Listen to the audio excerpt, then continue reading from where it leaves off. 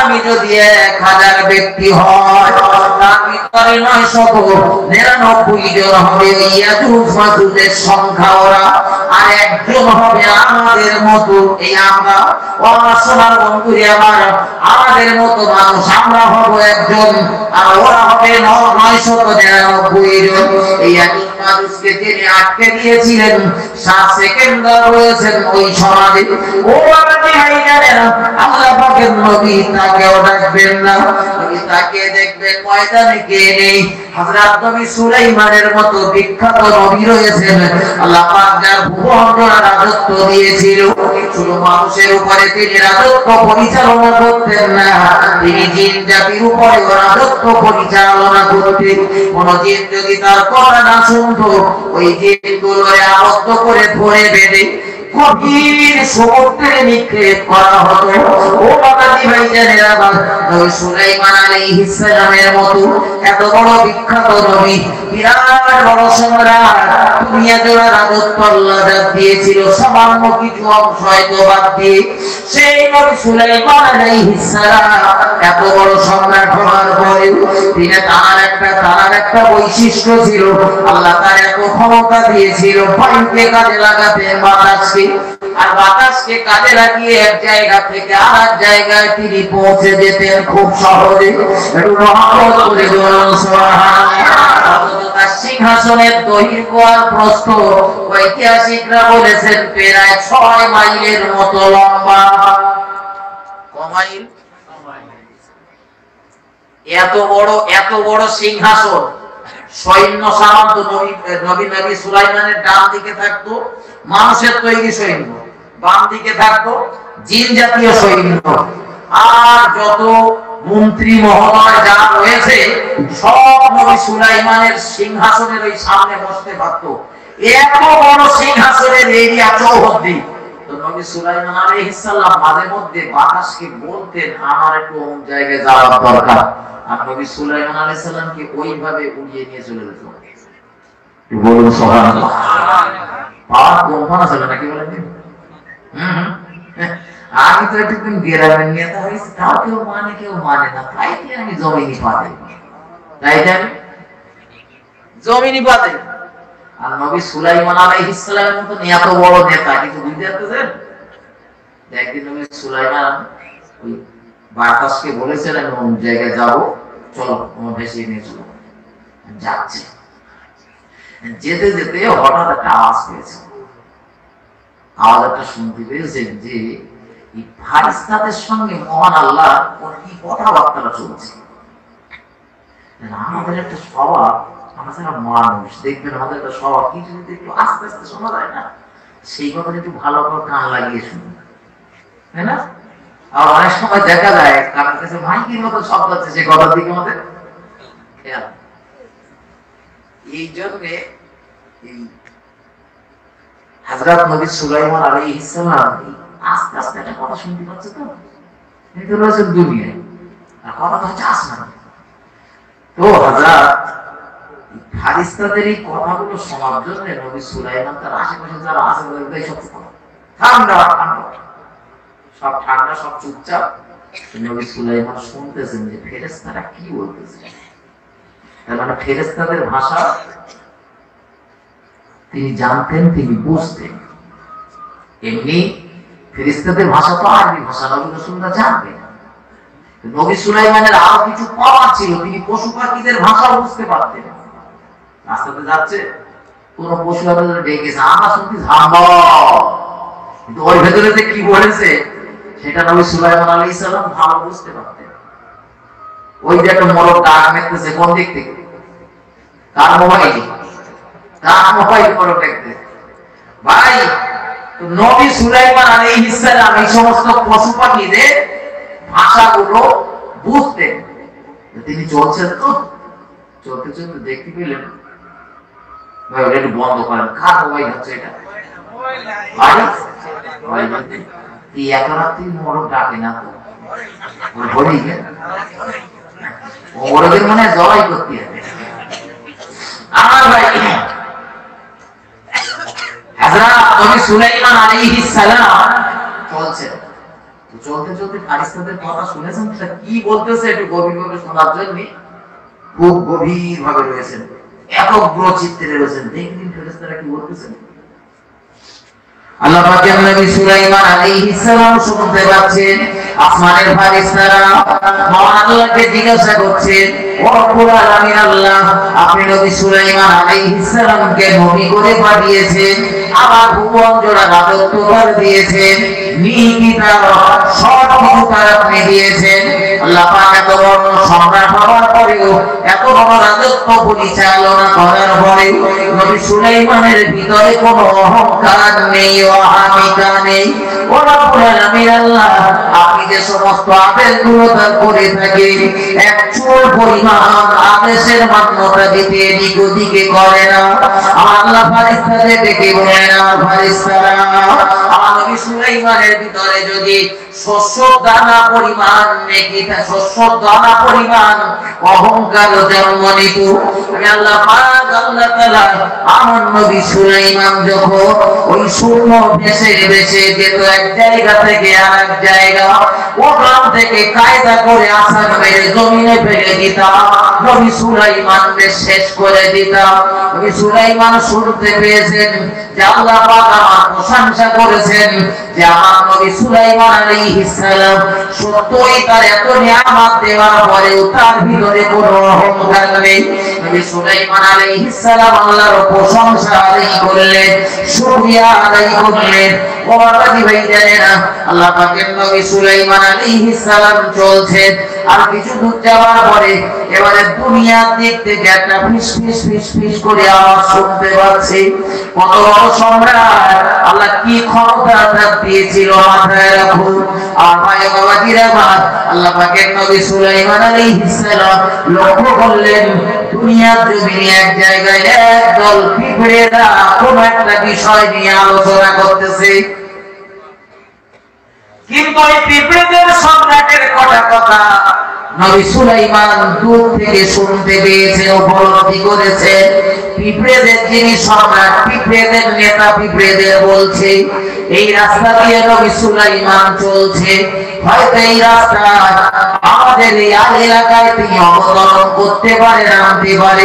আর আমাদের এই এলাকায় যদি তিনি নামেন, তার ডান দিকে রয়েছে মানুষের তৈরি সৈন্য প্রচুর পরিমাণে, তার বাম দিকে রয়েছেন জিন জাতীয় সৈন্য, আর তার অনেক নেতা মন্ত্রী মহোদয়রা এই মজলিসে ওদের সঙ্গে ওই নবী সুলাইমানের সঙ্গে রয়েছে। সবাই যদি এই জায়গাতে নামে অবতরণ করে, তাদের পায়ের তলায় পড়ে পিষ্ট হয়ে বেঘরে তোমাদের জীবন যাবে। এজন্য তোমাদের করণীয় কর্তব্য হলো নির্দিষ্ট একটা গন্তব্যস্থল বেছে নেওয়া, যেখানে আর তোমাদের কোনো বিপদ হওয়ার সম্ভাবনা থাকবে না। আল্লাহ পাকের নবী সুলাইমান আলাইহিস সালাম এই কথাটা শুনতে পেলেন। নবী সুলাইমান আলাইহিস সালাম শুনতে পেয়ে প্রচন্ড রাগান্বিত হলেন। তিনি নেমে গেলেন, ওই জায়গায় অবতরণ করলেন। আমি পিঁপড়েদের সম্রাট তারে হাতে তালুর উপরে ধরলেন, হাতে তালুর উপরে ধরে তারে জিজ্ঞাসা করলেন, আমি নবী সুলাইমান, আমায় কি অত্যাচারী বলে মনে হয়? আমি কি আমার প্রজাদের উপরে অত্যাচার করি? পিঁপড়েদের সম্রাট বলতে লেগেছেন, আল্লাহর নবী সুলাইমান আলাইহিস সালাম, আমি তো আপনাকে অত্যাচারী বলিনি, আর অত্যাচারী বলে ভাবিও না। তাই তুমি তোমার কর্মচারীদেরকে, তোমার প্রজাদেরকে এই সমস্ত আদেশ করলে কেন? আমার থেকে লুকিয়ে যেতে বললে কেন? পিঁপড়েদের সম্রাট বলতে লেগেছেন, হুজুর, হাসরের ময়দানে আল্লাহ পাক যদি আবার জিজ্ঞাসা করে, সংবাদটা তুমি পেয়েছিলে, কিন্তু তোমার প্রজাদের সুখ দুঃখের ভাগিদার তো তোমার হতে হবে, তাদের সাবধান বাণী তুমি শোনাওনি কেন? মহানবীর দরবারে আমি কৈফিয়ত তলব করলে জবাবদিহি করতে পারবো না, আর জিজ্ঞাসা করলে আমি জবাবদিহি করতে পারবো না।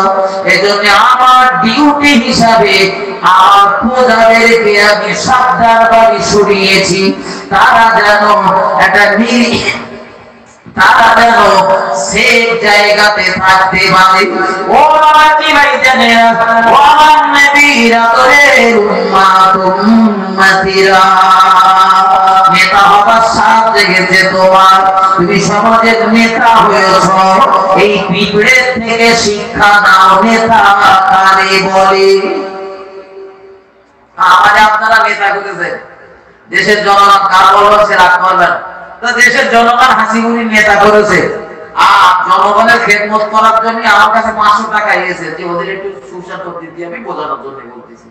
তা আমার তখন এরকম নেতা আছে দেশে, আমার তখন টার্গেট হচ্ছে কি করে 550 টাকা পাওয়া যায় দেশে, 500 দেশে 500, আর আমার টার্গেট 550 কি করে পাওয়া যায় বলার হুজুর হিসেবে তো মিলতে না, সব হিসেব ওই দিকতে পেয়েছি 500, আপনাদের কাছে স্মরণ করলো 50 হচ্ছে না কথা আপনাদের এলাকায় না থাকতে ভাই, এর নেতা বলে নেতা হওয়ার সাথে যদি থাকে ওমানের জীবন থেকে শিক্ষা নেন। আচ্ছা তোমার বলতে আমার করতে চৌহদ্দির ভিতরে যদি একটা কুকুর মাঠে মারা যায়, হাসরের ময়দানে খোদার দরবারে আমার জবাবদিহি করা লাগবে। এর নাম নেতা। কি বলে বলেন দিন? নেতা। এটা কুকুরেরও চিন্তা করতে, হ্যাঁ। আর আমারে বানিয়েছেন নেতা, আমি কুকুরের চিন্তা, মানুষের চিন্তা করি না, কুকুরের চিন্তা। আমার সোনার বলে করলে হবে না, এগুলো আমাদের শেখার দরকার, জানতে হবে, বুঝতে হবে। আল্লাহ পাকের নবী হযরত নবী সুলাইমান আলাইহিস সালাম ওই পিঁপড়েদের সম্রাটকে ডেকে বললেন, শোনো পিঁপড়েদের সম্রাট, সত্যই তুমি সত্য, সত্যই তুমি সৎ সম্রাট। তোমার প্রজাগুলোরে বিপদ থেকে বাঁচানোর জন্য তুমি সতর্কবাণী শুনিয়েছে, এতে আমার কোনো দুঃখ নেই। ও বাবাজি ভাইজানেরা, নবী সুলাইমান আলাইহিস সালামের জীবনের কথা একটা করে বলতে গেলে ঘন্টা 5 সময়ের দরকার। আমি অত দূর যাব না, কয়েকটা মিনিটের জন্য আলোচনা মাথায় নেন। শুধু এতটুকু মাথায় রাখুন, হাসরের ময়দানে বিশ্ব নবী এরকম পাওয়ারফুল নবী আর নেতা থাকার পরেও তাকেও ডাকবেন না। শুধু তো শুনেছি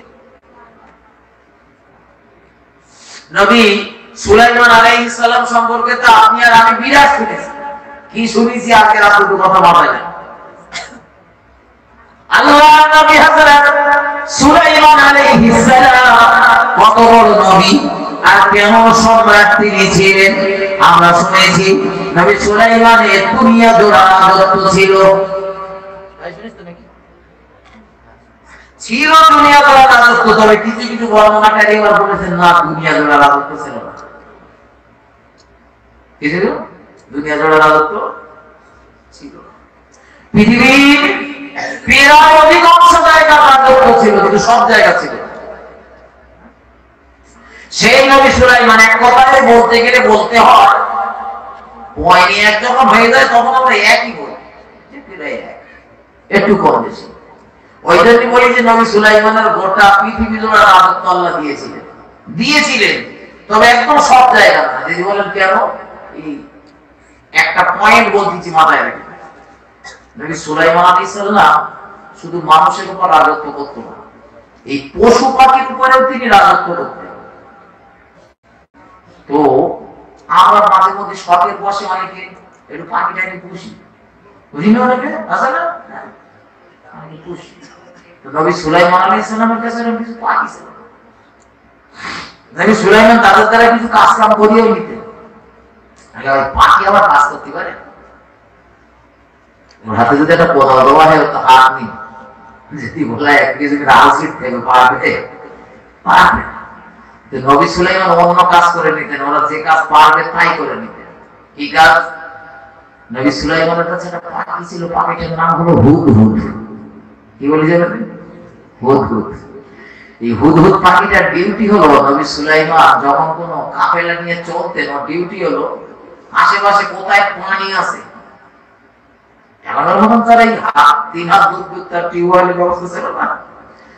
কোথায় পানি রয়েছে, নদী বলেন, সমুদ্র বলেন, পুকুর, পানি কোথায় রয়েছে, ওই সন্ধানটা এনে দিতে হবে। আর নবী সুলাইমান আলাইহিস সালামের সঙ্গে যেসব জিন টিন রয়েছে, ওদের দ্বারা সে পানি বসা জল দিল। তো হযরত নবী সুলাইমান আলাইহিস সালাম একদিন চলতে চলতে হঠাৎ মাকে বলেছেন আমার একটু এখানে নামিয়ে দাও, আমি একটু এখানে নামবো, আমি নামাজ পড়বো। এখন ভাই কাফেলা সবাই নেমেছে, আর ওই জায়গায় নবী সুলাইমান আলাইহিস সালাম নামাজ পড়তেছে। কিন্তু হুদহুদ পাখি ও দেখতেছে নবী সুলাইমান আলাইহিস সালাম নামাজ পড়তেছে। এখন আর আমি এখান থেকে কি করবো, দেখি কিনা আশপাশে কোথায় কি হয়েছে। এখন ও ফুরুত করে বলন দিস উল্টা ও 2-5 মিনিট 10 মিনিট এর ভিতরে আসতেছে না। নবী সুলাইমান আলাইহিস সালাম নামাজ পড়াই গেছে। সঙ্গী সাথী যারা রয়েছে তারা বলতে হুজুর কাফেলার পানি না পেলে শেষ, পানি লোকাল দেখা যাচ্ছে, পানি লাগবে। নবী সুলাইমান সেই হুদহুদে ঢাকো দেখি পানি কোথায় রয়েছে, হুদহুদিটা খুঁজে পাওয়া যাচ্ছে না। তো নবী সুলাইমান সেই রাগা লেগে গেছে, আজকে হুদহুদটা পেলি না জবাই করব।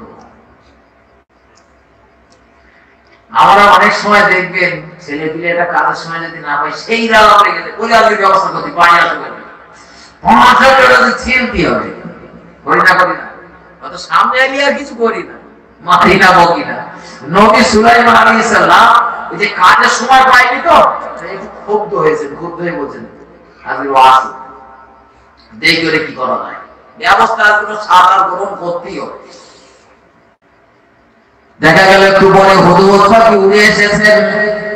নবী সুলাইমান আলাইহিস সালাম জিজ্ঞাসা করলেন, শোনো আমার বিনা অনুমতিতে তুমি কোথায় গিয়েছিলে? জানা দরকার আছে নাকি? আছে না? নবী সুলাইমান যদি এসে আর হঠাৎ করে যদি এবার মারপিট করা শুরু করে দেয় তাহলে হয়তো ওর উপরে অত্যাচার করা হবে। এই জন্য নবী সুলাইমান আলাইহিস সালাম জিজ্ঞাসা করতেছেন তুমি কোথায় গেলে?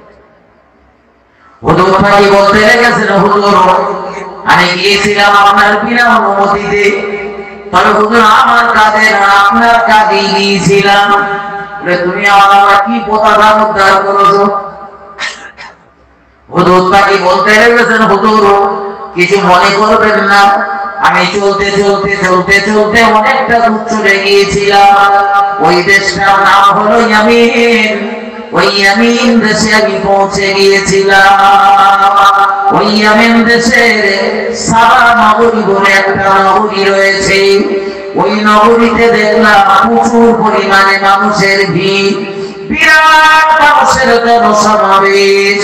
আর ওদেরকে পরিচালনা করেন যে সাম্রাজ্ঞী, তার নাম হলো রানী বিলকিস। আপনারা যদি আপনার রাজত্বের বাইরে আর কোন রাজত্ব নেই, কিন্তু দেখলাম ওখানে আপনার রাজত্ব চলে না, বিলকিসের কথাই হলো শেষ কথা। তার মানে নবী সুলাইমানের রাজত্বের বাইরে আর রাজত্ব ছিল কি বোঝা যাচ্ছে? ছিল না। আল্লাহর নবী সুলাইমান আলাইহিস সালাম হুজুরের কাছ থেকে আরো কিছু জেনে নিলেন ওরা কোন ধর্ম মতে বিশ্বাসী। তা হুজুর বলল, হুজুর ওরা সূর্যের পূজা করে, আগুনের পূজা করে।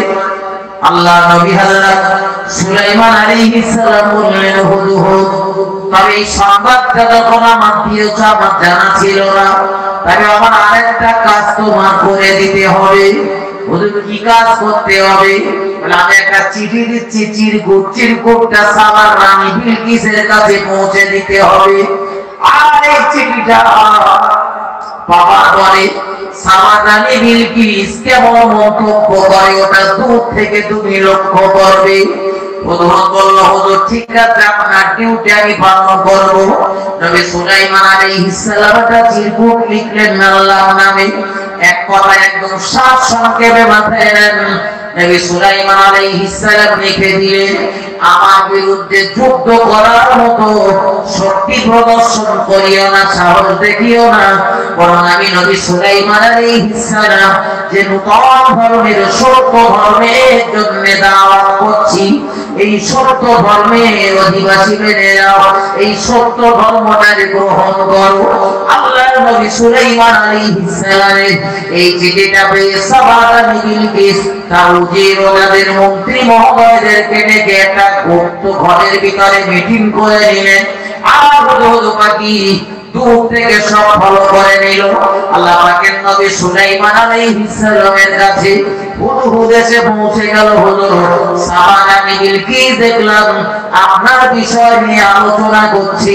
এবং একটা সেনাপতি সে বলতেছিল যে রানীজি, আপনি যদি আমারে বলেন তো আমার যা সেনা রয়েছে, আমার যা মাল রয়েছে, ক্ষমতা রয়েছে, নবী হযরত সুলাইমানের বিরুদ্ধে যুদ্ধ করতে পারবো।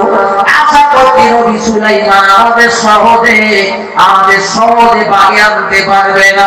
সাহাবা বিলকিস বলল, না, আমি চাই না যুদ্ধ বাঁধুক। যুদ্ধ বাঁধলে মানুষের ক্ষতি হয়, যুদ্ধ বাঁধলে সমাজের অনেক ক্ষয়ক্ষতি হয়। আমি চাই না। তার থেকে বড় ভালো নবী সুলাইমান যে শর্তটা করেছে তার শর্তটা মেনে নেওয়া।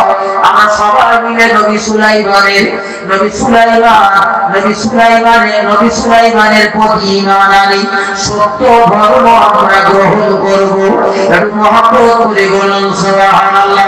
ও বাবা কি ভাইজানেরা, তবে সাহাবা বিলকিস নবী সুলাইমানের হাতে হাত দিয়ে কলেমা পড়ে ঈমানওয়ালা হওয়ার আগে নবী সুলাইমান আলাইহিস সালামকে একটু চেক করে নিলেন। কিছু টাকা পয়সা, কিছু ধন দৌলত, রূপসোনা, মণিমাণিক্য, বিরাট দামি দামি কিছু মূল্যবান জিনিস কয়েকজন মানুষের দিয়ে, কিছু ফুল উপঢৌকন দিয়ে হযরত নবী সুলাইমানের কাছে পাঠিয়ে দেওয়া হলো। নবী সুলাইমান আলাইহিস সালাম ওইগুলো পেয়েছেন। পাওয়ার পরে সাহাবা বিলকিসের ওই কর্মচারীকে ডেকে বলল, শোনো, তোমাদের রানীকে গিয়ে বলে দিও নবী সুলাইমান আলাইহিস সালাম এই মালের জন্য লালায়িত না।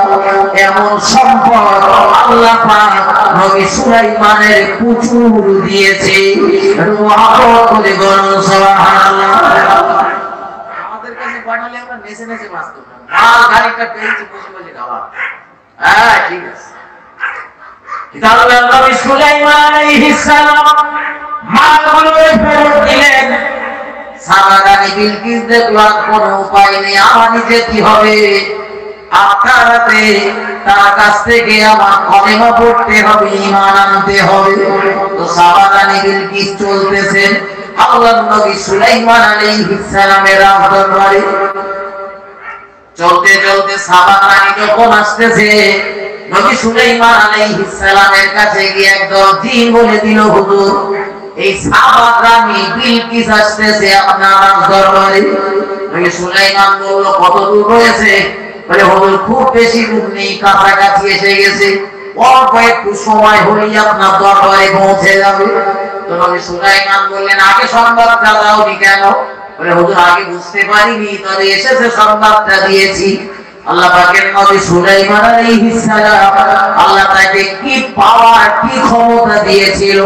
নবী সুলাইমান আলাইহিস সালাম নিজের দরবারে থাকা দিনগুলোরে ডেকে বলল, জিনেরা, এক মুহূর্তের ভিতরে সাবা রানী বিলকিসের সিংহাসনটা কে এনে দিতে পারবে আমার দরবারে? কারণ আমার হুদহুদ বলেছে আমার যা সিংহাসন রয়েছে তার থেকে দামি সিংহাসনে বসে সাবা রানী বিলকিস। ও ভাই, জানেন এত দামি সিংহাসন সাবা রানী বিলকিস ব্যবহার করে। তারা দরবারে চতুর্দিকে 7টা প্রাচীর নির্মাণ করা রয়েছে। 7টা প্রাচীরের 7টা গেট রয়েছে তালা মারা। প্রত্যেকটা গেটের তালার চাবি রয়েছে সাবা রানী বিলকিস। নবী সুলাইমান আলাইহিস সালাম বলছে, সাবা রানী বিলকিসের ওই সিংহাসনটা তার দরবারে এনে দিতে হবে। এক মুহূর্তের ভিতরে দিনের ভিতরে একজন বলল, হুজুর, আর যদি সময় দেন তবে আমি সন্ধ্যার আগে মালটারে আপনার দরবারে এনে দেব। নবী সুলাইমান বলল, সম্ভব না, আমার রাজত্বের, আমার রাজদরবারের একদম নিকটে এসে গিয়েছে, খুব অল্প সময়ের ভিতরে উঠে এনে দিতে হবে। আর একটা দিন উঠে বলল, হুজুর, আপনি আমাদের যদি অনুমতি দেন তো আমি এক মুহূর্তের ভিতরে চোখের পলক ফেলার আগে আমি ওই সিংহাসনটারে আপনার দরবারে এনে দেব। কারণ এই জিনটার জানা ছিল ইসমে আযম। যে ইসমে আযম মহান আল্লাহর নাম দিয়ে যদি আল্লাহ দরবারে দোয়া করা হয় খানা দোয়ারে মঞ্জুর করে নেয়। এজিন ওই ইসমে আযম জানতো, আর ইসমে আযম জানতো বলে হুজুরি বলতে হুজুর আমার অনুমতি দেন, যদি পলক ফেলার আগে আমি হাজির করে দিচ্ছি। নবী সুলাইমান বলল ঠিক আছে, তা তুমি আনো। দেখা গেল মুহূর্তের ভিতরে সিংহাসনে সে হাজির। নবী সুলাইমান সিংহাসনটা দেখে চমকে গেছে, বাপ রে বাপ, আমি যে সিংহাসনে বসি তার চেয়ে বহু দামি সিংহাসনে। কিন্তু নবী সুলাইমান এই সাবা রানীকে পরীক্ষা করার জন্য কিছু কৌশল অবলম্বন করলেন। কেন জানেন? এই বিস্তার আমি বলতে চাচ্ছি না। এই একদল জিন যেমন এসে বলে গেছে যে হুজুর আপনার দরবারে সাবা রানী বিলকিস আসতেছে, আর আবার কিছু জিন এসে বলে গেছে হুজুর ওই বিলকিস মহিলাটা না ভালো না, ও মানুষের তৈরি না, মানুষের সন্তান না, ও জিন জাতীয় সন্তান, জিনেদের কন্যা, ইত্যাদি ইত্যাদি। আবার একজন এসে বলে গেছে হুজুর সাবা রানী বিলকিস না এই পাত থেকে এই কিন্তু এটা না মানুষের মতন না, পশুর মতন। এইসব কথা সব নবী সুলাইমানের কাছে বলে গেছে জিনেরা। যদি বলে হতো জিনেরা বললো কেন, জিনেরা কি নবী সুলাইমানের ভয় করতো? অবশ্যই করতো। আসলে নবী সুলাইমানের তো ছিল অনেকগুলো বিবি, সেই বিবিদের ভিতরে কয়েকটা বিবি জিনেদের ডেকে বলেছে শোনো এই সাবা রানী বিলকিস শুনেছি, সেই নাম দেখতে শুনতি, আর ও যদি রাজ দরবারে আসে নবী সুলাইমানের কাছে ও যদি পরাস্ত হয় আর নবী সুলাইমান যদি তারে বিবাহ করে ওর দিকে হয়তো নজরটা বেশি থাকবে না, আমাদের দিকে নজর দেবে না। তাই সাবা রানী বিলকিসের যাতে বিবাহ না করে আমাদের নবী সুলাইমান, তাই এমন কিছু কথাবার্তা বলো যাতে সাবা রানী আসলে নবী সুলাইমান তার সাথে ভালো করে কথা বলতে না চায়।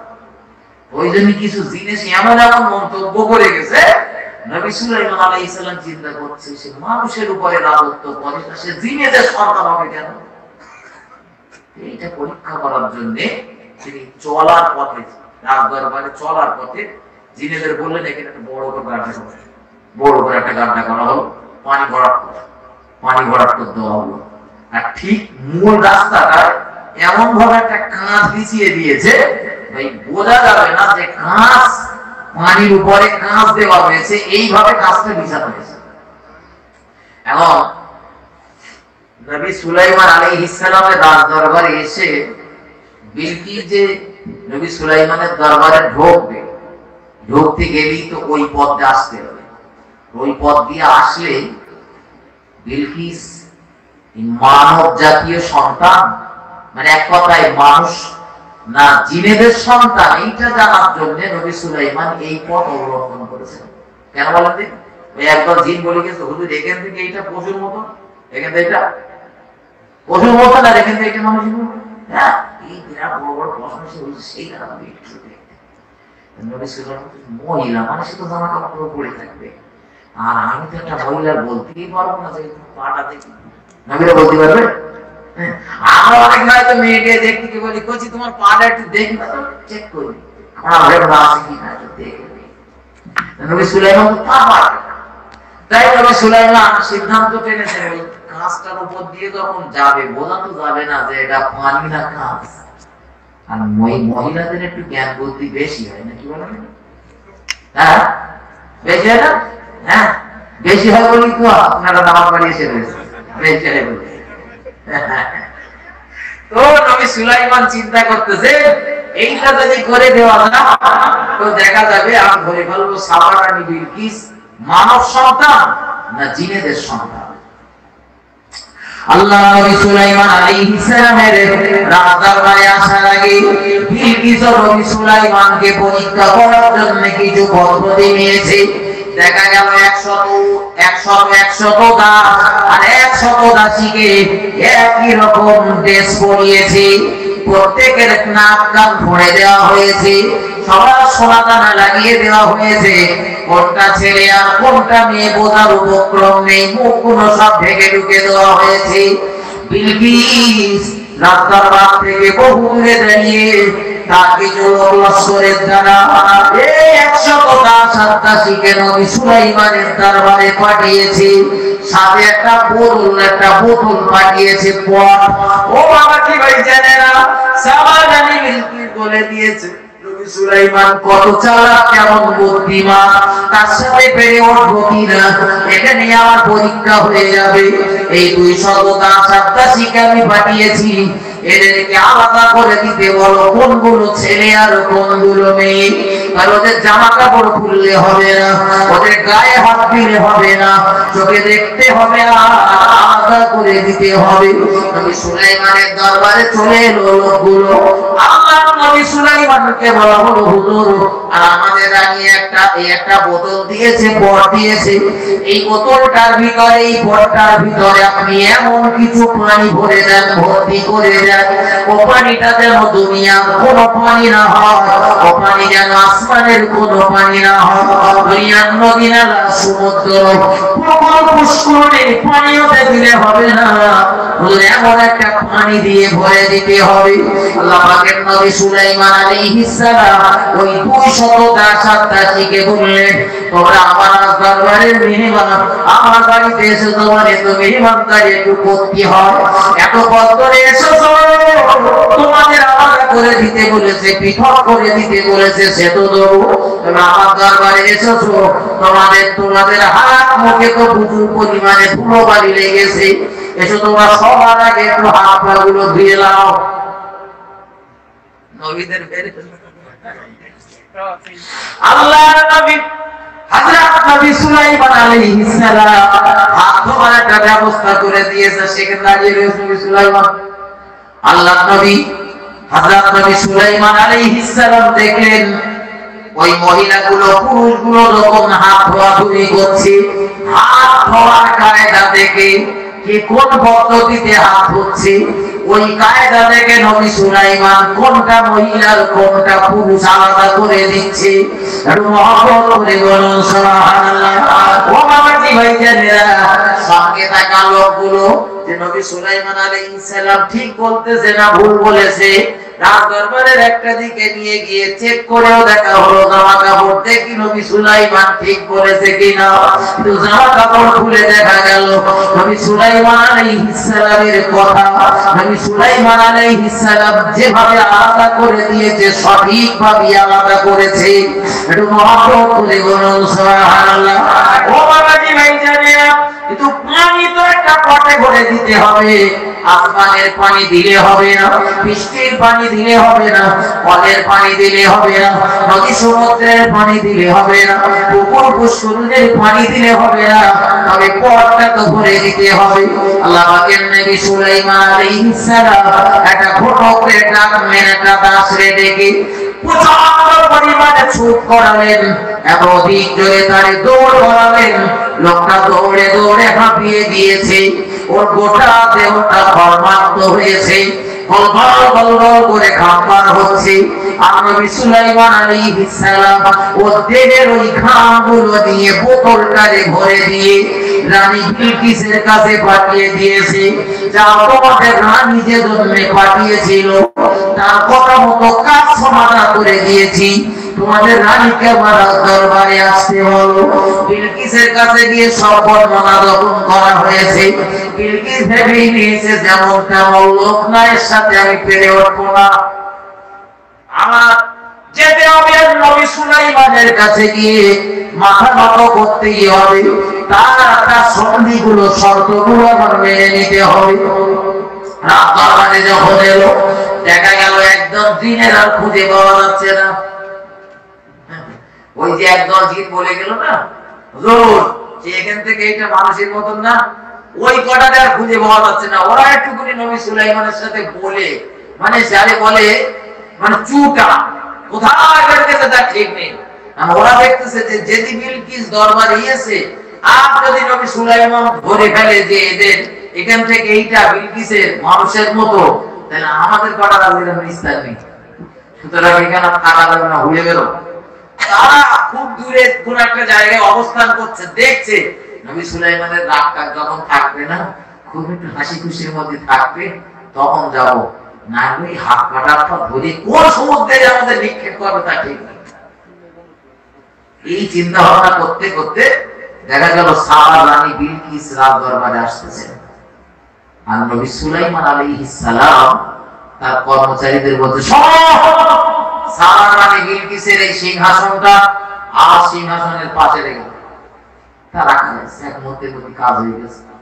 তোমাদের আর একটা কাজ আছে, তাহলে কি কাজ হলো? সাবা রানী বিলকিসের এই সিংহাসনে দেখেছো সব দামি দামি দামি দামি গয়না রয়েছে, সোনা দানা মণি মাণিক্য, ওইগুলো কিছুটা তুলে নাও, কিছুটা তুলে নাও। কি চুরি করার জানি নাকি বলেন? চুরি করবে তাই নাকি? তুলে নীতি করতেছে মানে এখন যাদের বলতেছে ওরা মনে করতেছে নবী সুলাইমানের এত মালপত্র থাকার মানে ইমান তুলে নিতে বলতে না। এবার নবী সুলাইমান শোনো, ওই মালপত্রগুলো তুলে নিয়ে আমার রাজ দরবার থেকে নূতন নূতন কিছু সোনা দানা মণি মাণিক্য গায়ে লাগিয়ে দাও। কেন বলেন?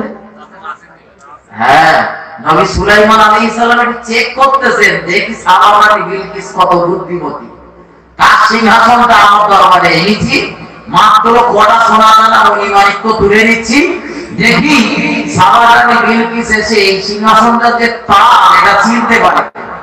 যদি চিনতে পারে তাহলে জানবো যে বুদ্ধিমতী, আর চিনতে যদি না পারে তাহলে জানবো মানুষে শুধু ভারে কপুর্ণি, ভারে ভারে কপুর্ণি, জ্ঞান বুদ্ধি নেই। তো সাবা রানী বিলকিস আসার আগে দেখা গেল খুব সুন্দর করে ওই সিংহাসনটা সাজানো হয়েছে। এখন ভাই, এক দেশের সম্রাট যখন আর একটা দেশে যায় না, খেয়াল করে দেখবেন যে দেশের মেহমান হয় সে দেশের কর্তা ব্যক্তি যারা, অর্থাৎ যারা রাজা বাদশা থাকেন, মন্ত্রী মহোদয় যারা থাকেন, তারা রিসিভ করতে যান, এগিয়ে আনতে যান। আমাদের দেশে এখন যদি বোঝানোর জন্য বলছি, আমাদের বাংলাদেশের প্রধানমন্ত্রী এলো আমাদের এখানে, তাহলে আমাদের ইনি যিনি আমাদের এখানে কলকাতায় যদি নামে, তো কমপক্ষে আমাদের মুখ্যমন্ত্রী মমতা ব্যানার্জি যাবেন তাকে সাধুবাদ জানাতে, ওয়েলকাম জানাতে। তো নবী সুলাইমানের দরবারে তো আসতেছিলেন রানী, এটা দেশের সব রানী, এই জন্য তিনি রাজদরবার থেকে খানিকটা বেরিয়েছেন, যাই রানীরা এগিয়ে নিয়ে আসি। নবী সুলাইমান বলছেন, বলতে শুধু দেখতে পেলেন যে রানী বিলকিস একদমই নিকটে এসে গেছে। আল্লাহ পাকের নবী সুলাইমান আলাইহিস সালাম বিলকিসকে নিয়ে রাজদরবারে ঢুকতেছেন। অবাধি বিজ্ঞানের আওয়াজ, কিন্তু ওই পথটার কাছে এসে দেখা গেল সাবা রানী বিলকিস চমকে গিয়েছে, যাবো কিভাবে, এখানে তো পানি। তো সাথী যারা রয়েছেন তারা বলতেছেন, রানীমা এই পথ ছাড়া দরবারে যাওয়া না, পথ দিয়ে যেতে হবে। ও সাইডটা যাওয়া যাবে না, বলে না এই রাস্তা দিয়ে যেতে হবে। সাবা রানী বিলকিস দেখতেছে এত দামি দামি পোশাক আমি পরে রয়েছি, আর এ যদি পানি দিলাবি তো ভিজে যাবে, পানি দিলাবি ভেজবে। অথচ পানির উপরে যে কায়দা করে কাঁচ বিছানো রয়েছে ওটা তো জানে না। এজন্য সাবা রানী বিলকিস ওই কাপড় টাপড়গুলো বাঁচানোর জন্য খানিকটা উঁচু করেছে, পায়ের এই গিট গুলো দেখা গিয়েছে। নবী সুলাইমান আলাইহিস সালাম দূর থেকে বললেন, রানী কি করছেন? ওখানে আপনার জামাটা উঁচু করার দরকার নেই, ওই পথে কাঁচ লাগানো রয়েছে সুন্দর করে, আপনি পথ দিয়েই আসতে পারবেন। বিলকিস তো লজ্জিত হয়ে গেল। নবী সুলাইমান আলাইহিস সালাম কত বড় সম্রাট, তার দরবারে ঢুকতে গিয়েই আমার বেউজ্জতি হতে হলো। আল্লাহ নবী সুলাইমানের দরবারে মূল ফটকে পৌঁছে গেল। নবী সুলাইমান আলাইহিস সালাম বললেন, রানী আপনি এসেছেন ইয়ামেনের সাবা নগরী থেকে, বহু কষ্ট করে এসেছেন আমার দরবারে, সুতরাং দেরি না করে এই সিংহাসনটাতে আপনি বসুন, পাশের সিংহাসনে আমি বসি। আর সিংহাসন যে সাবা রানী বিলকিসের দেখিয়েছে, সাবা রানী বিলকিস সিংহাসনে বলতে কি সিংহাসনের চতুর্দিকে শুধু একবার এদিক ওদিক করে দেখতেছে, মালকা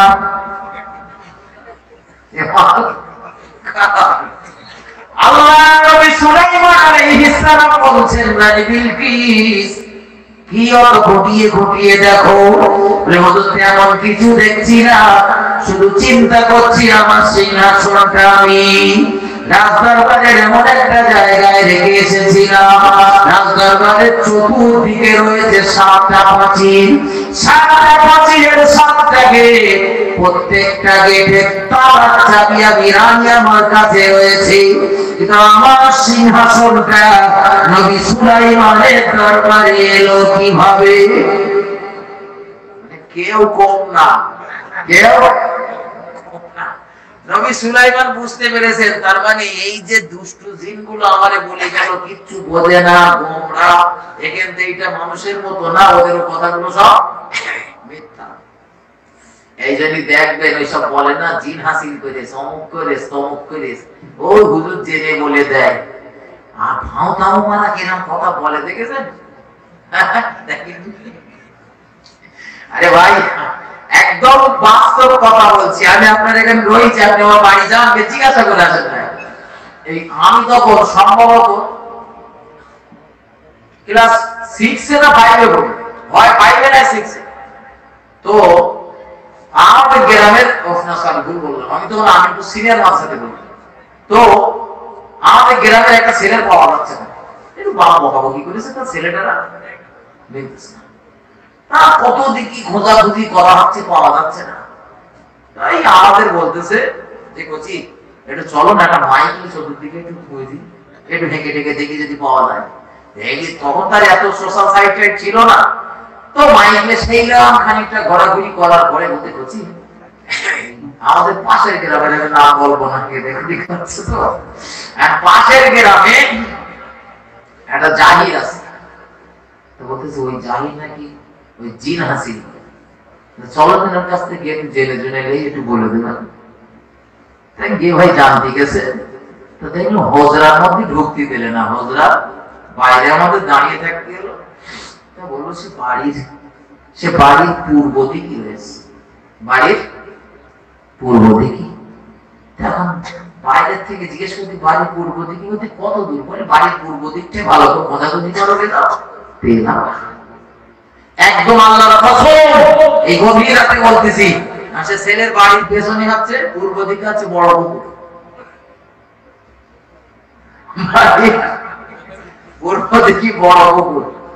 এখন যখন বলেছে যে বাড়ির পূর্ব দিকে ভালো করে খোঁজাখুঁজি করো, তখন আমার যেটা ধারণা আছে, আমি লোকের কথা বলবো, তখন ছেলে ধারণা গেছে। আমি তখন বলতেছি মনে হয় তাহলে তোমার ছেলে মনে হয় ওই পুকুরি পড়ে ডুবে মরে গেছে। তাও হতে পারে, বাড়ি নিয়ে গিয়ে তো পড়ে জাল ফেলা, যা পুকুর তো সে তো হাঁটাচল্লা করে রাখে না। শেষ পর্যন্ত সে বললে এক কাজ কর, তোরা বড় জাল 4 বিঘে 4.5 বিঘের উপরে পুকুরটা রেডি, তারপরে বড় জাল এর ওই বিয়ে ক্যাপড়া জাল ফেলে ফেলে বারবার মাছ উঠতে জানা, মাছের মধ্যে পুরো জাল টানা হলো, মাল পাওয়া গেল, মাল পাওয়া গেল না। এখন ভাই ছেলের মা তো সেইরকম কান্নাকাটি করতেছে, বাপ ওইরকম কান্নাকাটি করতেছে। ছেলেরা দুটো ভাইরা তাদের দেখতে, শোন তোদের যা আত্মীয় স্বজন আছে সবার বাড়ি গেলি, তোমাদের সবার বাড়ি দেখেছি, কাদের বাড়ি নেই, সবার বাড়ি গেলি তাহলে না খোঁজ খবর লিছি, সবাই বলেছে নি। আর সদাগতা ওরকম কেস হলে কেউ মিথ্যে কথা বলে বলে না। আমি তোদের সাথে কারো রাগারাগিটা কি আছে? বলতে আমার মেজো ফুবুটা সেদিন একটু ঝগড়া করে গেল, মেজো ফুবু মেজো ফুবুকে ফোন করিস, মিথ্যার মধ্যে ফোন করিস, তা ফুবু বলতে নি তুই ওই জায়গায় গিয়ে একটু দেখ, তুই আসি না। তা সেই গাড়িতে বিশ্বাস করে মাইক লাগিয়ে আমার দিচ্ছে। তো জানার পরে আমরা বলতেছি দেখ ডাইরেক্ট তো ফুবুর বাড়ি গেলে হবে না, গেলে হয়তো তোর ফুবু হয়তো ঢুকিয়ে রাখতে পারে, বাচ্চা ছেলে লুকিয়েও রাখতে পারে, আমার হয়তো এরকম হতে পারে তোর ভাই হয়তো বলেছে যে আপা আমার বেড়েছে, আমি এখন বাড়ি যাবো না, দূর থেকে ফলো করতে হবে। পাশের বাড়িকে ফুবু তো ভার পাশের বাড়িকে জিজ্ঞাসা করতেছে যে এই বাড়ি কোনো নতুন বাচ্চাটা ছেড়েছে, কাকের একটা ছেলে আসতো, কাকের একটা ছেলে ও তো ওইদিকে যাই বলে দিলে সেই পূর্ব দিকে খোঁজ ওইদিকে রয়েছে, সে আমার কাছে ঝেঁকে দিলে আমার কাছে গেস। এখন ভাই তারপর ফুবুরকে জিজ্ঞাসা করছে বেটি কোচি এসে তুই আমাদের সাথে মিথ্যে কথা বললি কেন? বলে আমি বলি হয়তো ও তো বাড়ি যে বলে এসেছে আর তারপরে থাকতে দিবি না বলে তোর আর জ্বালাতন করছিস, ওই জন্য বলিস। আসল কথা তা না, ওই যে রাগ একটু ভাষাতে ঝামেলা হয়েছে তো, তাই রাগে রাগে রাগে রাগে ভাই বোনা গেছি আর বলতেছে কষ্ট পাওয়া। জি, আমি যেটা বোঝাতে চাচ্ছি, তো নবী সুলাইমান আলাইহিস সালামের দরবারের ওই জিনগুলো ওরা যে মিথ্যা কথা বলেছে, এটা নবী সুলাইমান আলাইহিস সালামের বুঝতে আর বাকি রইল না। পরিশেষে দেখা গেল নবী সুলাইমান আলাইহিস সালাম সাবা রানী বিলকিস যেমন নবী সুলাইমানের প্রতি ঈমান আনলেন, ঈমানের কালেমা পড়লেন, এবং সাবা রানী বিলকিসকে নবী সুলাইমান আলাইহিস সালাম বিবাহ করেছিলেন। বলুন সুবহানাল্লাহ। বিরাট লম্বা ঘটনা, আমি বলবো না দিদি, সেই আমার মূল বক্তৃতাটাই হারিয়ে ফেলতেছি। সেই গোড়ায় বলতেছিল যে হাসরের ময়দানে রাসূল অবাক হয়ে যাবে, কারে ডাকবে।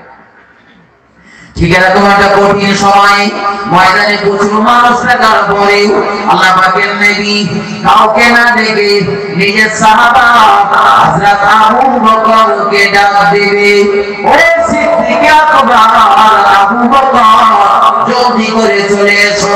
হযরত আবু বকর সিদ্দিক নবীর দরবারে দাঁড়িয়ে যাবে, আর নবী বলবেন আল্লাহু আকবার, ও সিদ্দিক আকবর আল্লাহর দরবারে তোমার সবার আগে দাঁড়াতে হবে।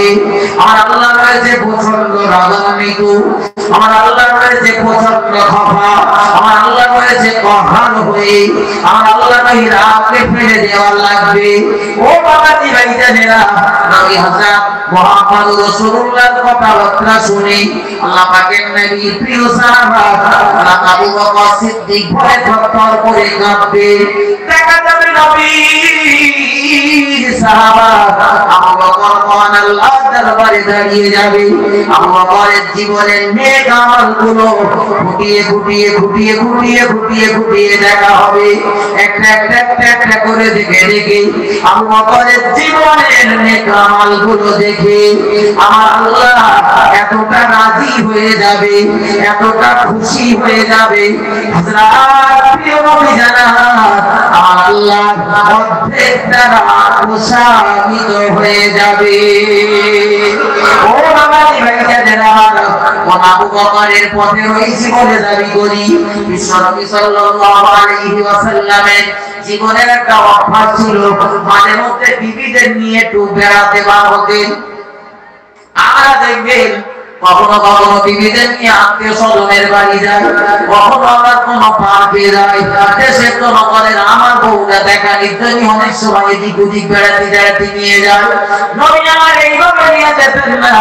রাতের বেলা গভীর রাতে মাঝে মধ্যে রাসূল তার বিবিদের নিয়ে একটু পার হতে, লোকজন যখন চলাচল কমে যেত নবী আমার কখনো বার হতেন বিবিদের নিয়ে, একটু হাঁটাচলা করতেন, পায়চারি করতেন, বিবিদের সঙ্গে একটু কথাবার্তা বলতেন।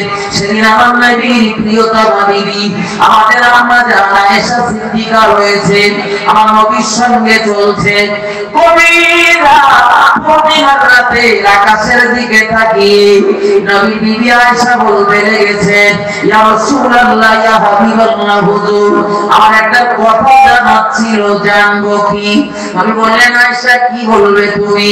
আমার জান আয়েশা বলতে লেগেছেন, ইয়া রাসূলুল্লাহ আসমানের দিকে তাকিয়ে দেখলাম এই পূর্ণিমা রাতে প্রচুর পরিমাণে তারা, আমার একটু বলবেন কি দুনিয়াতে এমন কোন মানুষ আছে নাকি তার জীবনে আকাশে যে পরিমাণ গ্রহ তারা নক্ষত্র দেখলাম এই পরিমাণ নাকি দুনিয়ার কোন মানুষের আছে বলে আপনি জানেন? আমার নবী এক বাক্যে বললেন, আয়েশা আছে। আমাদের আয়েশা বললেন, ইয়া রাসূলুল্লাহ ওই ব্যক্তিটাকে আমার একটু বলে দেন। আমার বাবাজির এখানে একটা কথা মাথায় রাখো, আমার নবীর পরে নবী যত সাহাবী ছিল সব থেকে জ্ঞানী ব্যক্তিটার নাম হলো আমার নবীর বিবি আমাদের আম্মা জান হযরত আয়েশা সিদ্দিকা রাদিয়াল্লাহু তাআলা। মনে প্রশ্ন লাগতে পারে, হুজুর হাদিস তো বেশি বর্ণনা করেছে আবু হুরায়রা, কিন্তু আপনি তো বলছেন হযরত আয়েশা সিদ্দিকার কথা, হাদিস বর্ণনায় তো তিনি দ্বিতীয়, কিন্তু মাথায় রাখুন হাদিস বর্ণনায় তিনি দ্বিতীয় হতে পারে সামগ্রিক অন্যান্য বিষয়ের জ্ঞানের নিরিখে দেখা যায় নবী সাহাবাদের ভিতরে নবী যারা চোখে দেখেছে তাদের ভিতরে সবথেকে বেশি জ্ঞানী হলো নবীর বিবি আয়েশা সিদ্দিকা, মহব্বত করে বলুন সুবহানাল্লাহ। এরকম জ্ঞানী আমাদের বিবিগুলো যখন আমাদের সাথে যায় রাস্তায় যাচ্ছে কত কথা, একটা বাড়ি দেখেছেন কি সুন্দর ডিজাইন, আমাদের বাড়িটা না এরকম করবো না, আরো কত কথা বলে। ওই একটা লোক বাইক নিয়ে যাচ্ছে, ওই বাইকটার মতন আমাদের বাইকটা হলে ভালো হতো। নিজেদের অনেক কথা সাংসারিক কথাবার্তা বলতে বলতে যায়, কিন্তু নবীর বিবি আয়েশা কি পরিমাণ বুদ্ধিমতী, কেমন শিক্ষিকা, রাসূলের বিবি আয়েশা সিদ্দিকা রাসূলকে জিজ্ঞাসা করলেন, হুজুর সেই ব্যক্তিটা কে একটু বলবেন? তো নবী বললেন, আয়েশা ওই লোকটার নাম হলো ওই তোমার সতীনের পিতা হযরত ওমর ফারুক রাদিয়াল্লাহু তাআলা। একটু মহব্বত করে বলুন সুবহানাল্লাহ। সতীনের পিতা হযরত ওমর বলেছেন, তো রাসূলের বিবি আয়েশার মনটা খুব খারাপ হয়ে গেছে। সব মেয়েরা চায় যে আমার বাপ মা ছাড়া ভালো হবে, আমার বাপ, হ্যাঁ এজন্য দেখবেন সংসারে খুব অশান্তি, মনোমালিন্য প্রচুর পরিমাণে। একটু মাঝে মধ্যে সংসারটা ঠিক করার জন্য না একটু বসে গিনিদের একটু শুনিয়ে একটা তাবিজ দেবেন, ঠিক আছে? হঠাৎ কারোর সাথে শুনিয়ে আমার শ্বশুর শাশুড়ি সত্যি অবাক, বিরাট ভালো মাটির মানুষ, আরো কথা বলতে হয়, একদিন একটু বলে দেখেন তান্ত্রিক এরকম ফলাফল দেখবেন ভাই। তো আয়েশা সিদ্দিকার মনটা খুব খারাপ হয়ে গেছে, মুখটা কালো হয়ে গেছে। তাহলে আকাশের যে পরিমাণ তারা রয়েছে তার থেকেও বেশি সব ওমরের জীবনে না, সুবহানাল্লাহ। হুজুর তাহলে আমার আব্বার কি হবে? আমার আব্বা আবু বকরের, তার মানে মনটা কতটা খারাপ হয়েছে চিন্তা করেন। ওমরের কথা জিজ্ঞাসা করার পরে ওমরের কথা শুনিয়ে এইবার জিজ্ঞাসা করতে মন খারাপ হয়ে গেল, হুজুর তাহলে এবার আমার আব্বার কি হবে? আমার আব্বা কি তাহলে পিছিয়ে গেছে? মন খারাপ। নবী লক্ষ্য করলেন আয়েশার মনটা খুব খারাপ। আল্লাহ পাক বললেন, বিবি আয়েশা তুমি আবু বকরের কথা বলছো? বলছে, আমার আবু বকরের কথা বললে তো আর একটু বলতেই হয়, আমার আবু বকরের একটা রাতের যে আমল রয়েছে ওমরের গোটা জীবনের আমলেরও ওই মর্যাদা নেই, বলুন সুবহানাল্লাহ। আয়েশা সিদ্দিকা বিরাট খুশি, আমার আব্বার জীবনের একটা রাতের চাইতে বাবা, আর আমার সতীনের পিতা ওমরের জীবনের গোটা জীবনের নেক আমলগুলোর অত মর্যাদা নেই। আমরা হয়তো খানিকটা নেচে গিয়ে দিতাম, আমার আব্বার বিরাট ভালো বলেছে, হ্যাঁ সত্যি কত সুখ্যাতি করছে। আয়েশা সিদ্দিকা চিন্তা করছেন, আমার আব্বার সত্যি আব্বা তো নেক আমল করে। হুজুর যে বললো যে আমার আব্বার জীবনের একটা রাতের আমলের বিরাট মর্যাদা, আমার একটু জানা দরকার ওই রাতটা কোনটা, ওই রাতটা কোনটা। আয়েশা সিদ্দিকা জিজ্ঞাসা করলেন, হুজুর সব তো বলেছেন, তো একটু বলবেন আমার আব্বার জীবনের কোন রাতের আমলটা বিরাট মর্যাদা, এই যে আপনি বললেন? রাসূল বলেছিলেন, আমি বলবো না দোয়া দেবো? হ্যাঁ বলে দেবো, ইয়ে শুনে আর কি হবে, দোয়া করতে জানার কথা আপনাদের, এই জন্যই বলতে যাচ্ছি, শুনে রাখেন। দরুদ শরীফ পড়েন, আল্লাহুম্মা সাল্লি আলা সাইয়্যিদিনা ওয়া আলা আলি সাইয়্যিদিনা।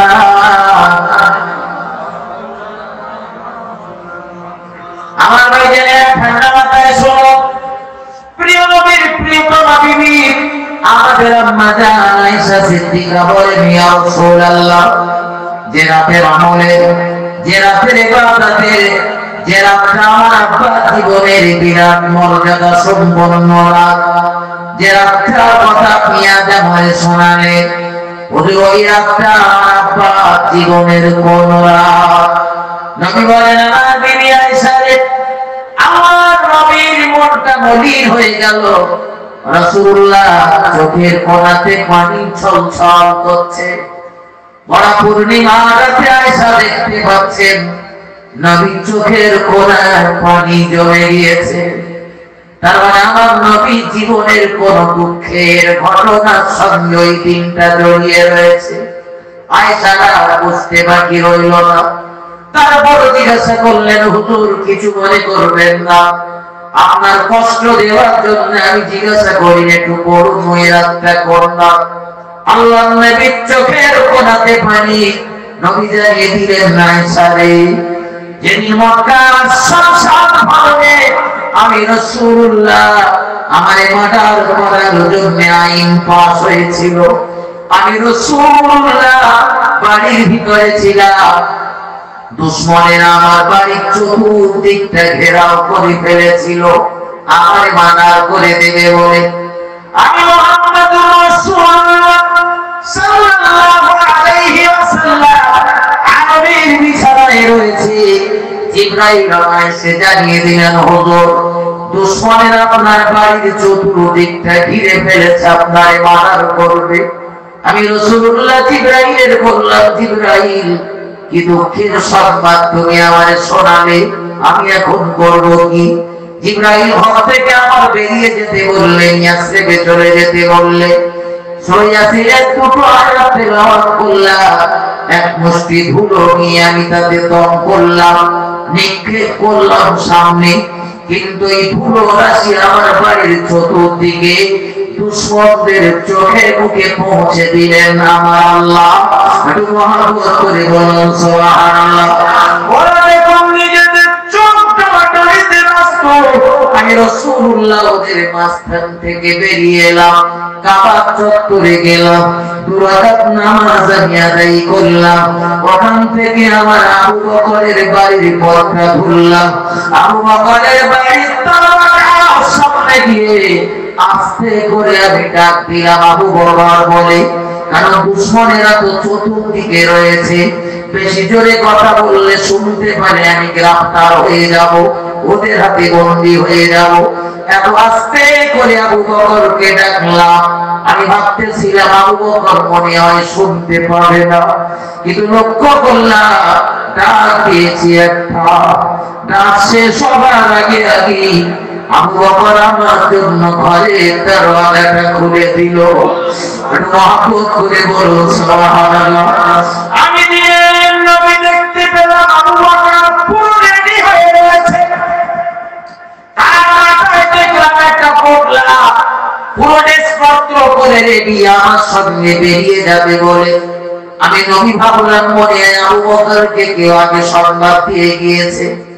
আল্লাহর নবী আবু বকরকে জিজ্ঞাসা করলেন, আবু বকর আমি যে রাতে বেরোবো তুমি সংবাদটা পেলে কিভাবে? আবু বকর চোখ ভরা পানি নিয়ে বললেন, হুজুর দুশমনের আপনার দেখতে পাইনি তো, কেউ ফলো করেনি তো যে আপনি আমার বাড়িতে এসেছেন না। হযরত আবু বকর বললেন, হুজুর আজ থেকে 6 মাস আগে আপনি আমাকে বলেছিলেন আবু বকর বিশ্বস্ত সঙ্গী হিসাবে আমি তোমার ছাড়া কারো পাচ্ছি না, যেদিন দেশ ছাড়বো সেদিন হয়তো আমার সাথী তোমাকেই হতে হবে। হুজুর সেই যে সেদিন আপনি আমাদের শুনিয়েছিলেন, সেদিন থেকে আমি আবু বকর আরামের বিছানায় রাতের বেলা পিঠ ঠেকাইনি। একটু মহব্বত করে বলুন সুবহানাল্লাহ।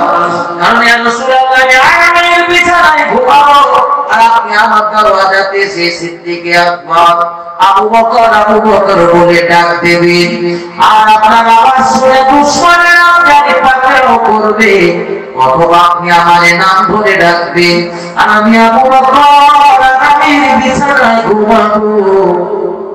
আসরের ময়দানে আমার আল্লাহর দরবারে আমি কোনো জবাবদিহি করতে পারবো না। এজন্য সেদিন থেকে প্রতিদিন রাতের বেলা দরজার সঙ্গে আমার পিঠটা ঠেকিয়ে রেখে দাঁড়িয়ে থাকি। আল্লাহর নবী বলেন, আয়েশা, আবু বকরকে দেখলাম তড়ি করে আমার নিয়ে বেরিয়ে পড়লো। তুমি তো তখন খুব ছোট্ট আয়েশা, তুমি জানো না রাসূলুল্লাহ ওই রাতের অন্ধকারে তোমাদের ঘুমন্ত অবস্থাতে রেখে আবু বকর আমার সঙ্গে বেরিয়ে পড়লো। একবার আমারে বললো না, হুজুর আমার এই বাচ্চাগুলোর অবস্থা কি হবে? একবার বিবি বাচ্চার কথা আমারে শোনাইনি। বারবার আমার সংবাদ দিচ্ছিলেন না আমি ঠিক আছে কিনা। আমার সঙ্গে চলতে চলতে কখনো সামনে কখনো পিছনে আমার হেফাজতের জন্য চলছিল। রাত যখন 5টা হয়ে যাবে, ওই পাহাড়ের গুহার ভিতরে একটু আশ্রয় নেবার জন্য যখন এগিয়ে গেলাম, আবু বকর আমারে দেখে বলল, হুজুর এই গুহাটা দীর্ঘদিন পড়ে রয়েছে, সাপ বিচ্ছু বিষাক্ত কোনো কীট লুকিয়ে থাকতে পারে। হুজুর আমি আগে যাবো গুহার ভিতরে, তারপরে আপনি যাবেন। যদি কিছু ক্ষতি হয় আমার পথ দিয়ে হয়ে যাক, আপনি বাইরে থাকি। আমার আবু বকর ভিতরে গেল আমার জন্য, গুহাটারে পরিষ্কার করলে আর কিছু নেকড়া জামা কাপড় ছিঁড়ে ছিঁড়ে, কোন বর্ণনাতে রয়েছে মাথার পাপির অংশ ছিঁড়ে ছিঁড়ে ও ছোট ছোট গর্তগুলো সব ভরাট করে দিলেন। একটা গর্তের মুখে পাটা দিয়ে আবু বকর ডাক দিলেন, ইয়া রাসূলুল্লাহ নিচে চলে আসো। আমি গুহার ভিতরে ঢুকলাম, পরিশ্রমের ভিতরে ছিলাম আর প্রচন্ড ঘুম পাচ্ছিল। তাই আবু বকরে উরুর উপরে মাথাটা দিয়ে আমি একটু তন্দ্রাচ্ছন্ন মতো ভাব। আবু বকর আমারে রেখে বলল, হুজুর একবার একটু মাথার দিকে তাকিয়ে দেখুন, আমাদের আর বাঁচার উপায় নাই। ওই তো দুশমনদের কণ্ঠের আওয়াজ পাওয়া যায়, তাদের পায়ের আওয়াজ পাওয়া যায়, তাদের পা গুলো দেখা যায়। নবী বললেন, আবু বকর শান্ত হও। এই গুহার ভিতরে আবু বকর তুমি আর আমি শুধু নেই, এখন আমাদের দুজনকে হেফাজত করার জন্য মহান আল্লাহ তার রহমত দিয়ে ঘিরে ফেলেছে। একটু মহব্বত করে বলুন সুবহানাল্লাহ। দিনের নবী বললেন, আয়েশা ওই দিন রাতের বেলা তোমার আব্বা আমার হেফাজতের জন্য যে পরিমাণ পরিশ্রম করেছিল, যে পরিমাণ কষ্ট আবু বকর আমার জন্য করেছিল, নিজের জীবন বাজি রেখে নিজের পরিবারকে বিসর্জন দিয়ে আল্লাহ তাআলা আমার আবু বকরের ওই দিনের ইবাদতের প্রতি, ওই রাতের কর্মের প্রতি আল্লাহ আবু বকরের প্রতি এত সন্তুষ্ট। আবু বকরের ওই রাতের আমলটা যদি দাড়ি-পাল্লার একটা দিকে রাখা যায়, আর আমার গোটা উম্মতি মুহাম্মাদি গোটা জীবনের নেক আমলগুলো যদি দাড়ি-পাল্লার অপর দিকে রাখা যায়, আর আবু বকরের ওই একটা রাতের আমলের পাল্লা ভারী হয়ে যাবে। আবু বকরের দলের লোক বলে চিল্লুনি সহজ, কিন্তু আবু বকরের মতো জীবন গঠন করাটা না ঠিক অতটা সহজ। আমাদের কাছে কেউ একটা কিছু বলবি, আমরা সেটারে পরীক্ষা নিরীক্ষা করে একবার এর কাছ থেকে যাচাই, একবার ওর কাছ থেকে জিজ্ঞাসা, তারপরে বিশ্বাস নাও করিনি কোনো সময়, তাই না? আর শোনেননি নবী মিরাজ থেকে ফিরেছেন, দুশমনেরা খুঁত খুঁজে বেড়াচ্ছে, আর আবুদের দেখলে এই একটা সুযোগ যে করার মুহাম্মদ সাল্লাল্লাহু আলাইহি ওয়াসাল্লামের পক্ষে রয়েছে, ওটা আমাদের দলে আগে চলে আসবে। তো ও ছুটে ছুটে ছুটে ছুটে যাচ্ছে, একদিন আবু বকরটা কোথায় গেছে, আবু বকরটার গিয়ে খুঁজে খুঁজে শোনা, আবু বকর কেউ যদি বলে মক্কা থেকে জেরুজালেম হয়ে ওই বাইতুল মুকাদ্দাস হয়ে 7 আসমান ভেদ করে জান্নাত জাহান্নাম ভ্রমণ করে মহান আল্লাহর দরবার পর্যন্ত গিয়েছে, আবার সেখান থেকে যে পথে গিয়েছে সেই পথে ফেরত এসেছে, আবু বকর এটা দুনিয়ার কোনো মানুষ যদি দাবি করে তুমি মানবে? আবু বকর একটু নীরব হয়ে বলছেন, দুনিয়ার কোন মানুষ যদি এই দাবি করে এটা বিশ্বাসের যোগ্য না। আবু জেহেল মনে মনে খুব খুশি, হ্যাঁ মাজারে পাকড়া করে ফেলছি, তার মানে এরে আর মোহাম্মদের দরবারে মনে হয়ে যাবে না। কি সুন্দর করে বলছেন আবু জেহেল সুন্দর করে বলছেন আবু বকর। তারপরে আবার সেই লোকটা বলতেছে, আমি বাড়ি এসে দেখতেছি যেখানে হাত পা ধুয়েছিলাম, মুখ হাত পা ধুয়েছিলাম, সেই জায়গাটা তখনও পর্যন্ত ভিজে রয়েছে, পানিটা গড়িয়ে যাচ্ছে। বিশ্বাস করবে? আবু বকর বলছেন না। যেই বলেছে না, ঘুরিয়ে এবার বলছে, শোনো আবু বকর, যে মুহাম্মদ যাই বলুক তুমি বলো ঠিক বলেছে, ঠিক বলেছে। সেই মুহাম্মদ বলেছে সে নাকি কাল রাতের বেলা মক্কা থেকে জেরুজালেম হয়ে সোজা সাত আসমান ভেদ করে জান্নাত জাহান্নাম ভ্রমণ করেছে, মন রবের আলিশান দরবার পর্যন্ত গিয়েছে, আবার ফিরে এসেছে। আর তিনি সকালবেলা বাড়ি এসে বলতেছে যে আমি এতটা কাজ করেছি, দেখলাম আমার সে ঘরের সিট কোনাটা তখনো পর্যন্ত নড়ছে। বলুন সুবহানাল্লাহ। এই কথা তুমি বিশ্বাস করতে পারো? আবু বকর বললেন, এই কথা আমার নবী বলেছে? তা বলছে হ্যাঁ বলেছে। বলে শোনো আরেকবার বলো, ঠিক করে বলো, নবী বলেছে? হ্যাঁ বলেছে। ঠিক করে বলো দিন আবু জেহেল, এই কথা কি মুহাম্মদ সাল্লাল্লাহু আলাইহি ওয়াসাল্লাম বলেছে? হ্যাঁ বলেছে। বলে শোনো আবু জেহেল, দুনিয়ার কোন মানুষ বললে বিশ্বাস করতাম না, মানতাম না। আব্দুল্লাহ বেটা মুহাম্মদ যদি বলে থাকে না, যদি বলে যে তিনি কাল্লাতে এইসব কাজগুলো সব করেছেন, তার দ্বারা হয়ে উঠেছে, তো আমি আবু বকর বলছি আমার নবী যদি বলে থাকেন তো ঠিক বলেছেন। একটু মহব্বত করে বলুন সুবহানাল্লাহ। আর সেই নবীর হাদিস রয়েছে এই দুনিয়ায়। হ্যাঁ, আমার কাজের বাইরে যদি কোন একটা নবীর হাদিস মানে লেগে যায়, তো দেখা যাবে হুট করে বলে দিন ওটা দাম হাদিস, ওটা জয়ী, ওটা নবীর কথা, ওটা অমুক, ওটা তো সব থেকে মিলে চলা ভাই, কত রকম বাহানা দেখা, তাই না? আমার ভাই মূল কথা হলো এটা, একটা টাকা বলতে বলতে অনেক দূর পর্যন্ত চলে এসেছি, জ্বালাবো না, ছাড়ছি। শুধু মাথায় রাখুন, নবীর আদর্শে আপনাকে আদর্শিত হতে হবে, বলেই দুনিয়ায় এবং পরকালে দুই জিন্দেগিতেই আপনি সফল হবেন। আমার ভাই রাত গভীর হয়েছে, এখনো দোয়া সবরাস্তানি হবে, সালাম কেন হবে, অনেকটা সময় নষ্ট হয়ে যাবে। এই জন্য আসুন আমরা সকলে রাসূলের শানে একটু ভক্তি ভরে সালাতু ওয়াস সালাম পাঠ করে নেই। ইয়া নবী